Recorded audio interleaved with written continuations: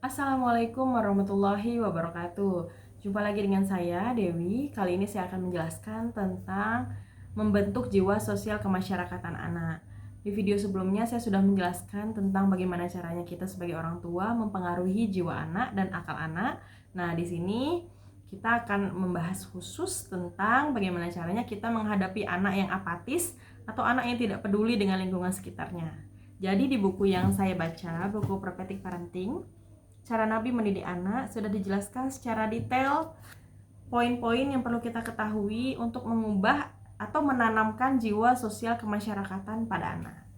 Nah, yang pertama adalah mengajak anak dalam majelis orang dewasa. Nah, di sini kita bisa mengikutkan anak untuk pergi ke kajian ataupun pengajian yang ada di musola ataupun di masjid-masjid. Nah, dari situ si anak akan punya pengalaman sendiri bahwa orang dewasa seperti ini, ketika ada yang berbicara mereka diam, dan ternyata orang dewasa ini ketika ingin pergi ke toilet mereka meminta izin dulu, ataupun ternyata ketika mereka ingin bertanya mereka tunjuk tangan dulu, lalu mereka baru berbicara ketika sudah diizinkan. Nah, di situ anak akan memperhatikan tindak tanduk orang dewasa ketika mereka berinteraksi dengan orang lain.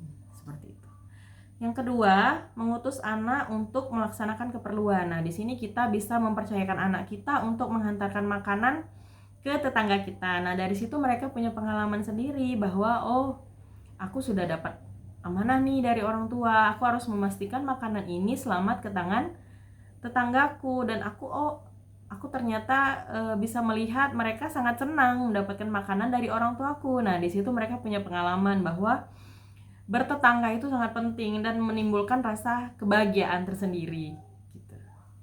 Yang selanjutnya adalah membiasakan anak mengucapkan salam. Nah, di sini tidak hanya berlaku untuk sesama orang Islam ya.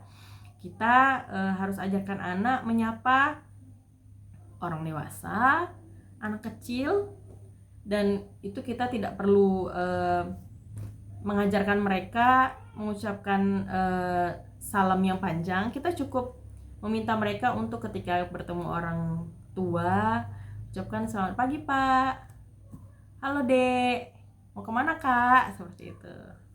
Jadi kita ajarkan mereka jauh lebih menjadi anak yang lebih ramah, seperti itu.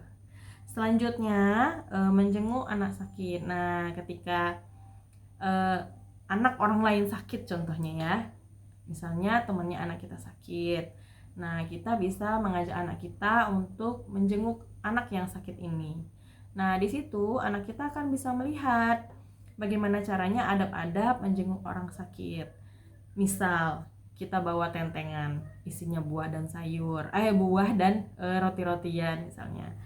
Kita ke sana, kita doakan, kita beri motivasi, kita beri semangat, dan kita juga beri kabar-kabar gembira. Nah, di situ si anak akan belajar bahwa ternyata ada menjenguk orang sakit seperti ini, dan ternyata seru juga ya melihat orang sakit. Kita bisa saling mendoakan, kita bisa saling menyemangati, seperti itu. Selanjutnya, mencarikan teman yang baik. Nah, di video-video sebelumnya saya sudah sering menjelaskan tentang pentingnya kita sebagai orang tua memilihkan teman untuk anak kita, karena apa yang ada di diri teman ini sedikit banyaknya akan ditiru oleh anak kita.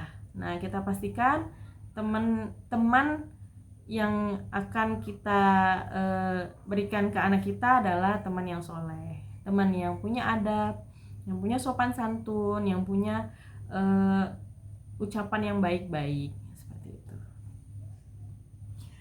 Lalu membiasakan anak berdagang. Nah, di sini kita bisa mencontoh Nabi Muhammad SAW.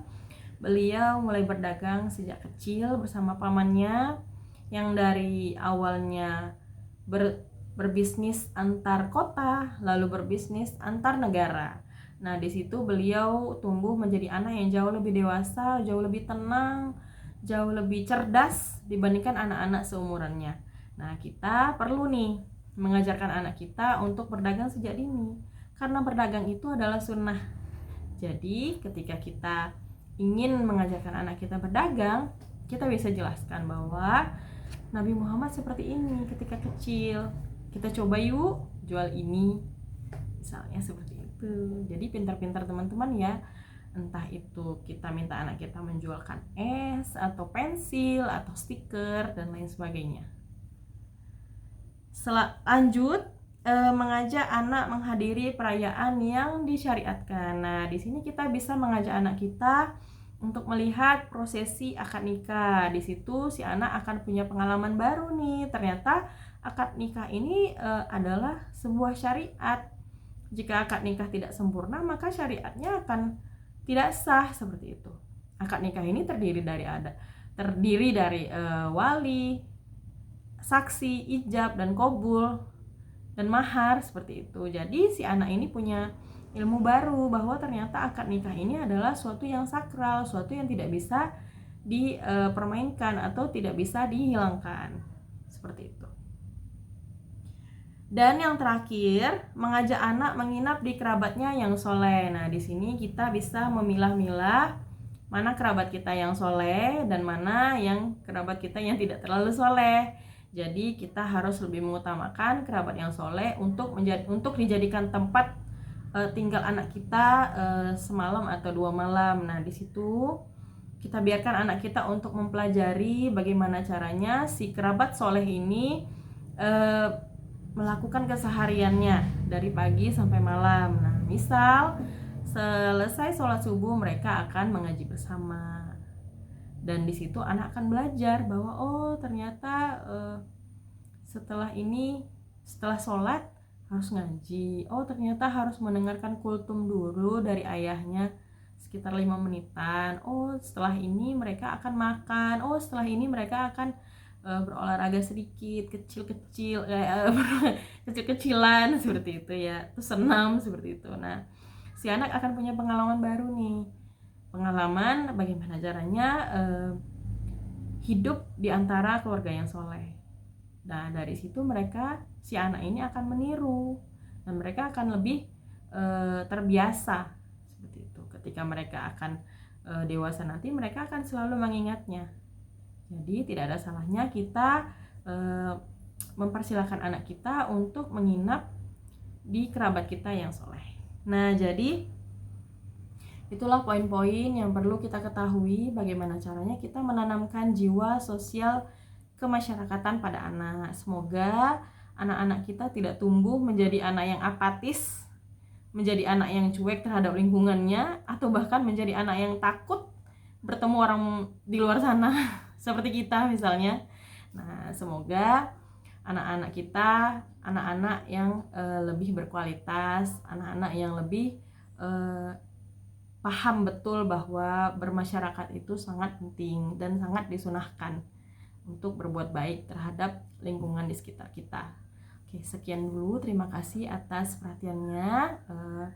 Semoga ini bermanfaat bagi teman-teman. Terima kasih. Assalamualaikum.